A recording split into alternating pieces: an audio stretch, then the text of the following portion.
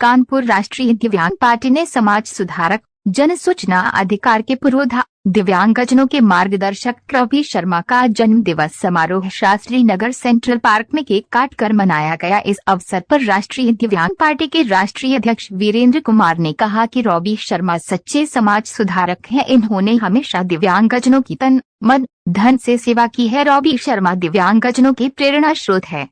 हम सभी उनकी लंबी आयु की कामना करते हैं। रवि शर्मा ने समय समय पर हम सबका मार्गदर्शन किया है। हम सब उनके सहयोग के लिए सदैव ऋणी रहेंगे। इस अवसर पर रवि शर्मा ने कहा कि जन सूचना अधिकार एक ऐसा हथियार है जिससे भ्रष्टाचार को रोका जा सकता है, जनता के अधिकारों को दिलाया जा सकता है। घूस को घुसा अभियान सफल रहा है। जो विभाग जन सूचना के अधिकार के तहत सूचना नहीं देते हैं, जन सूचना आयोग उन पर जुर्माना लगा देता है। रवि शर्मा ने कहा कि भ्रष्टाचार के खिलाफ जंग तेज की जाएगी। भ्रष्टाचारियों के लिए भ्रष्टतंत्र विनाशक मंदिर की स्थापना की गई है। रवि शर्मा का जन्मदिन मनाने वालों में राष्ट्रीय अध्यक्ष वीरेंद्र कुमार, अल्पना कुमारी, राहुल कुमार, वैभव दीक्षित, गुड्डी दीक्षित, जौहर अली, गोमती, आशीष कुमार आदि शामिल थे।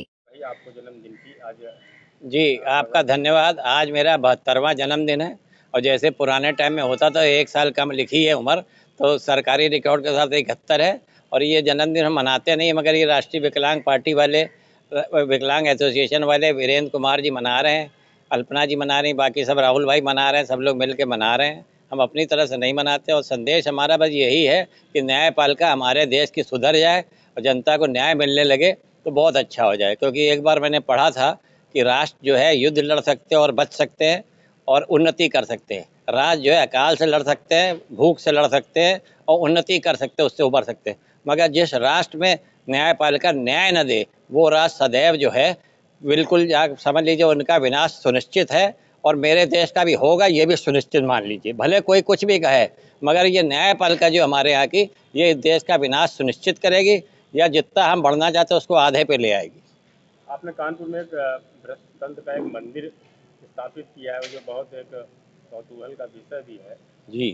क्या आशा वो इसी संदेश से दिया था। पहली बात तो ये था कि जब 100 में 90 मेहमान हैं हमारे यहाँ, तो ये IAS अधिकारी, PCS अधिकारी, जज, मजिस्ट्रेट ये जो है इज्जत के काबिल नहीं है। इनका जो बहिष्कार होना चाहिए वो बहिष्कारी हमने करा। वहाँ पे इस मंदिर में ऐसे लोगों का आना वर्जित है।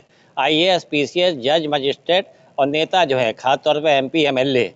और कहना यही है कि अगर ये हर 6 महीने में अपना लाई डिटेक्टर टेस्ट और ब्रेन मैपिंग टेस्ट के द्वारा सिद्ध करें जनता के बीच में कि हमने कोई भ्रष्टाचार नहीं करा इतने दिन में, तो ये वेलकम है और देश भी आगे बढ़ेगा। किसका जन्मदिन मनाया और कितनी सहभागिता रहती है समाज के प्रति?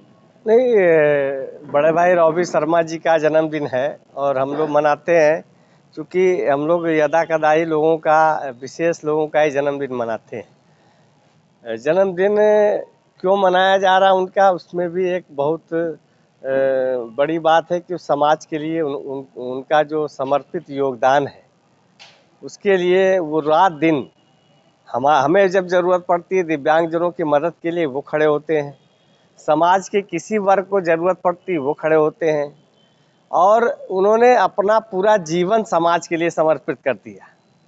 तो ऐसे जन सूचना अधिकार की लड़ाई उन्होंने लड़ी, समाज में जागरूकता पैदा की, घूस को घूसा का नाम दिया।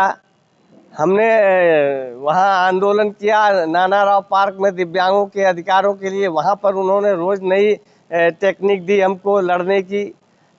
हम लोगों ने रवि शर्मा जी के मार्गदर्शन में बहुत आंदोलन किए, बहुत कुछ किया और हमें खुशी है कि वो हमारे बीच में है और हम लोग का मार्गदर्शन बराबर कर रहे हैं। और हम लोग तो जीवन पर्यंत उनके ऋणी हैं। उनका कर्ज हम नहीं अदा कर सकते क्योंकि उन्होंने इतना कर दिया है। देखिए, धन देना ही समाज के लिए बहुत कुछ नहीं है। जो ज्ञान देना और जो और सहयोग देना दिलाना, वो बड़ी बात है। रवि शर्मा ने बहुत कुछ किया है समाज के लिए, दिव्यांग के लिए और लोगों के लिए, इसलिए हम लोग उनका जन्मदिन मना